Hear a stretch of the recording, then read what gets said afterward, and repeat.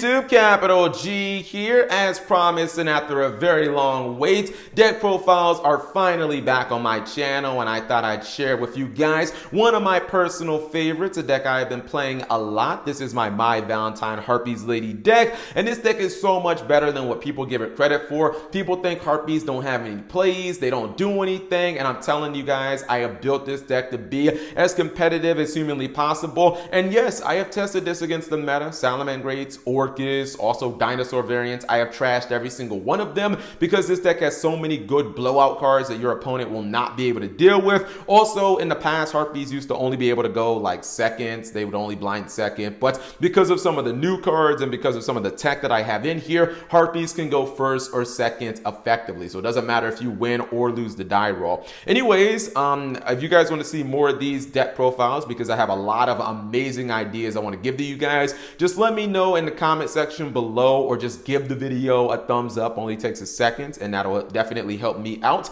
Anyways, let's go ahead and jump into the deck profile. And by the way, excuse me for my hairy arms. I know you guys don't see my arms on a regular, but they are very hairy and I did not feel like shaving. So just excuse that. We're going to start our profile up with, start our profile off with 3 copies of Harpie Chandler. This is incredibly standard. You're really always looking to run 3 Chandler because it's the deck that kind of gets everything, or it's the card that gets the deck started, essentially. You discard any of your Harpie cards, and then you can just summon a Harpie Lady monster from your deck to the field in defense position. Basically, before it used to be you could only kind of summon like Harpist and not really go neg, but now you have like other Harpie Lady monsters that are excellent. This card is your best card for going instantly into like Xyz monsters, which are very strong still. This deck does not do a lot of link summoning, mainly just a whole bunch of like Xyz. You can summon Harpie's Pet Dragon from this card, the Chandler, but I don't really like that card. It's inconsistent, and it'll brick your hands way too often. We play 3 copies of Harpie Perfumer. This is from the new Sisters of the Rose set. This card is excellent. Basically, anytime that it's summoned, you get a spell or trap from your deck for free, as long as that spell or trap specifically has Harpie Lady Sisters in its text. So this can get you Harpie's Hunting Ground, and it can also get you Elegant Egotist. Gets both of those cards for free. Really good as another option to summon from your Harpie Chandler. I would run 3 of this card for a while. 3 copies of Harpie Harpist. Normal summon effect isn't really all that relevant, at least not in my duels. It really doesn't come up that much, but mainly you want to play 3 of this card because it's the best fodder in the deck. It also can search you your Harpie Chandler, your playmaking card. Harpie Harpist is essentially Scarm for Harpies when it's sent to the graveyard by any means. Does not have to be filled, just get to the graveyard. During the end phase, you can add a Harpie Lady that has 1500 or less attack from your deck to your hand. You can't get another copy of itself, but it gets you your other like really good cards. So you're playing 3 of this, and it's really good discard fodder. We play some other Harpie Lady names like Harpie Dancer, Harpie Queen, Harpie Oracle. This is one of the new cards. Harpie Oracle is basically Harpie Perfumer, but instead of from the deck, you actually add from the graveyard. This is good because if you happen to lose one of your hunting grounds early, or you happen to activate your Elegant Egotist early in the duel, you can recover those cards from the graveyard for a nice little +1. Harpie Queen just gets you your hunting ground so that you go second. You can just trash decks like Altergeist and Sky Striker. Decks that play a lot of back row, you just massively like summon and you just pop their back row. They can't do anything, you just wreck them. Harpie Dancer is essentially the way that you maximize the potentness of your Harpie's Hunting Ground. This card essentially lets you return any of your other Harpie Ladies or itself to summon another like wind monster from your hand, and basically you just get like another pop from Hunting Ground. And then finally, we do play the one Harpie Lady. This is only reason we play this card is because of Elegant Egotist. That's it. You don't really want to draw that card ever. But one of our spicy tech cards that absolutely trashes the meta is the Wind Barrier Statue. I will show you guys a way that you can summon this card from the deck. But believe me, if you get this card, if you're going first against like Salamangreats, Orcus, Thunder Dragons, you just auto win against their deck. They do not have an out to this card. All they can do is just normal summon and try to attack it. You just stop their attacks and the game's over. Basically, it locks the game state into where you only monsters that can be special summoned are wind monsters. Nobody plays any wind monsters in the meta, so you're basically just kind of like vanities feeding them out of the game. Let's get rid of these.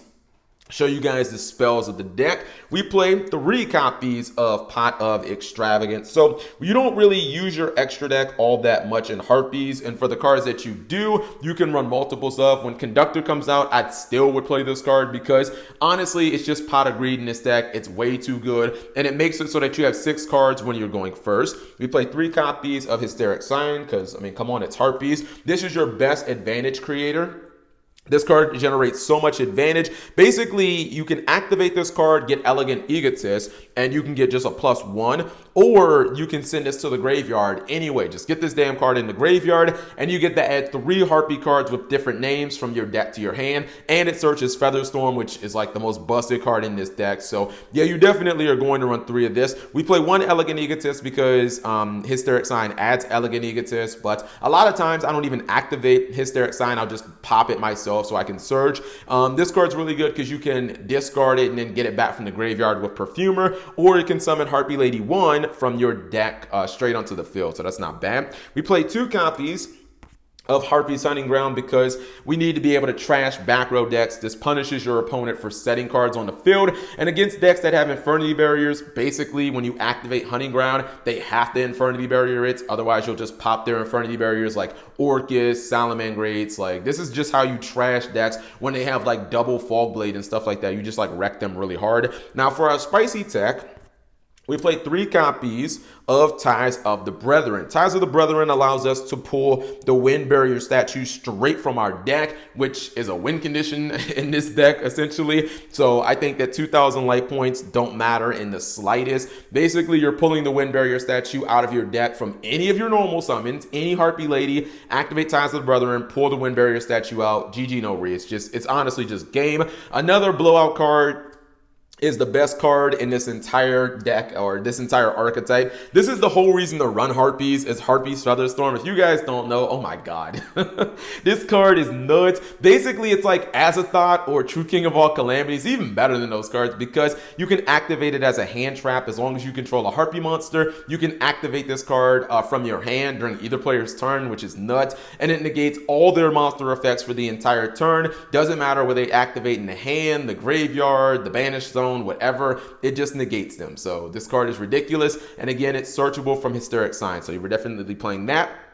For our other, I guess, bona fide hand trap, we do play Infinite Impermanence. I don't play any true hand traps, no Ash Blossom or none of that other stuff, none of the other basic hand traps, although I guess Impermanence is a true hand trap. But Impermanence works really well for going second, and also there's another reason why I play it. We play 3 Icarus attacks. You guys might have noticed that every monster in this entire deck is a wing beast monster. So basically, this is just a way of protecting your monsters from attacks. If your opponent tries to normal summon and attack your Wind Barrier statue monster, just blow their monster up. You're not having that. Then we play another spot removal card. I played 3 copies of Phoenix Wind Wing Blast. Phoenix Wing Wind Blast is really nice. I think I just said it in reverse there, but this card is really dope. I love it because Harpies have so much discard fodder, right? You can discard Harpie Harpist to pay the cost for this card. Then you search during the end phase. If you discard Hysteric Sign, it doesn't matter. You get to search 3 cards during the end phase. And what this card does is it allows you to get rid of monsters that your opponent's trying to throw at you that you don't want to deal with, or even spells and traps, but usually monsters, and it makes them draw that dead monster during their turn. So if your opponent tries to attack your barrier statue, you spin their monster, and then you kind of make it so that they don't draw anything new during their next turn. It's really, really good in this deck.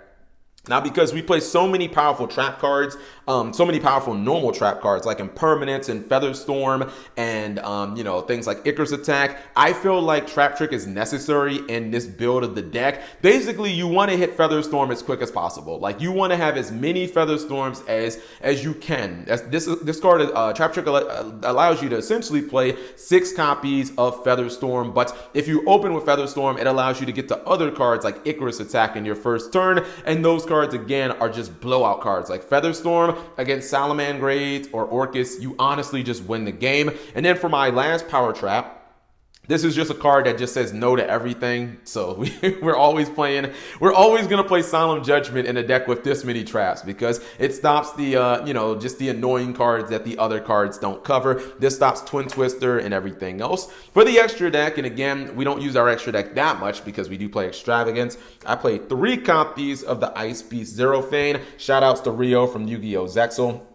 This card's really good. It can kind of be like skill drain against your opponent. You can turn off all their face-up monsters. And then this card gains 300 attack for each card that it turned off. Generally speaking, you can get Zerophane up to 3,500 attack pretty damn easily. It's just a really good card. And it requires Wing Beast to make. So it's not exactly something that every deck can make. Most decks that can make it, like Black Wings and Ray Raptors, they will run it. We play 3 copies of Lightning Chidori. Another very important Xyz monster. This is another card that is, it's locked in the win, but Harpies just happen to be win. This card is nuts, especially with the Phoenix Blast, because what you can do is you can Wing Blast your opponent, right? You put a card on top of their deck, and then you go Lightning Chidori, and you spin one of their face-up cards to the top of their deck, and essentially they're not getting any new cards for like 2 turns. So this card is just nuts in the deck as well. Then the rest of the cards, for the most part, are a whole bunch of Xyz, just utility. We play Cowboy for game. We play Dark Rebellion Xyz Dragon as a giant beat stick. Exiton Knight for going second. Karagurgan just for a little bit of protection. Castel is very important because this is a wind monster and a wing beast. So you can use Icarus attack on this guy. Then we play Tornado Dragon, who is also wind attribute. So we can make all of those cards, or we can make those cards under our own barrier statue. So just keep that in mind. Lastly, for the Link monsters we play, 2 copies of Great Fly, and then 1 copy of Nightmare Cerberus. I'm going to level with you guys. You're not really going to be Link summoning that much. Even if you didn't run any Link monsters in this deck, I think you'd be perfectly fine just running nothing but Xyz. When Harpie Conductor comes out, I'm probably going to drop the Great Flies completely because I really haven't made this card in testing like at all, but I think that right now there isn't really much else that's better. And then for some cards that I do know about, but I just choose not to play, I don't play the Harpie Pet Dragon Xyz, I don't play Alluring Mirror Split, and I don't play Hysteric Party. This card is too slow right now.